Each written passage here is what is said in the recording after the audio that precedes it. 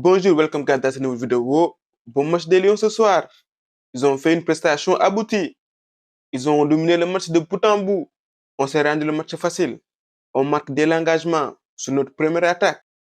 Sadio Mané, après un super travail, sert par Matar Sarr, qui marque. Le deuxième but intervient quelques minutes après, si je ne me trompe pas, à la 6e minute.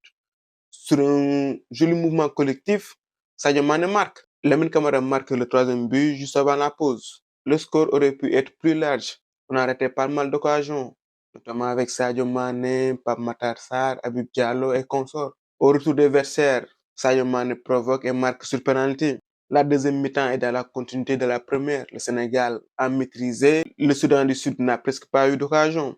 Aujourd'hui, le score aurait pu être plus salé si on était beaucoup plus efficace, beaucoup plus précis dans le dernier geste. Aujourd'hui, dès les premières prises de balle, on a su que Sadio Mané était dans un grand jour. Aujourd'hui, il a marqué un doublé. Il a été très remuant. Son regret de forme est réel, même si aujourd'hui, il a un peu vendangé. Aliou Cissé le sort assez tôt. Il n'était pas content. Il aurait pu marquer un triplé ce soir. Mais je pense que Aliou Cissé a voulu le protéger, le préserver. Habib Diallo, dans ce genre de match, il doit marquer. Certes, on lui a refusé des buts pour le jeu. Mais sur ce genre de match-là, il doit marquer. C'est notre attaquant. On joue face au Soudan du Sud. Notre attaquant doit marquer. Le point positif, c'est que je trouve que Sadio Mané et Habib Diallo, ils se trouvent bien.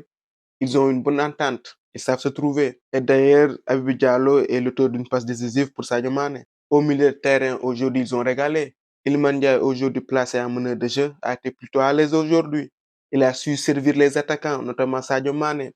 Il y a une passe qu'il fait à Sadio Mané doit marquer sur cette action. Pape Matar Sarr est dans la continuité de ce qu'il fait en club. C'est un joueur en forme, c'est un joueur en confiance. Il est très précis au milieu de terrain. Aujourd'hui, il a marqué. Lamine Camara, c'est comme s'il est en équipe nationale depuis longtemps.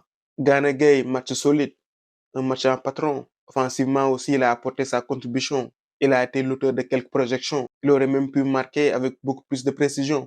En défense, Jacobs et Krépin Diatta ont très bien animé les ailes. Ils ont été très offensifs ce soir.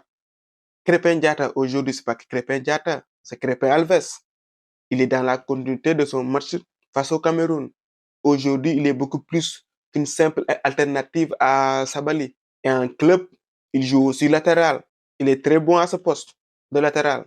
Jacobs qui fait du Jacobs. Jacobs a très rarement déçu en sélection. Je n'arrive pas à me souvenir d'un match où il a déçu. Niakhaté et Koulibaly n'ont pas eu grand-chose à faire.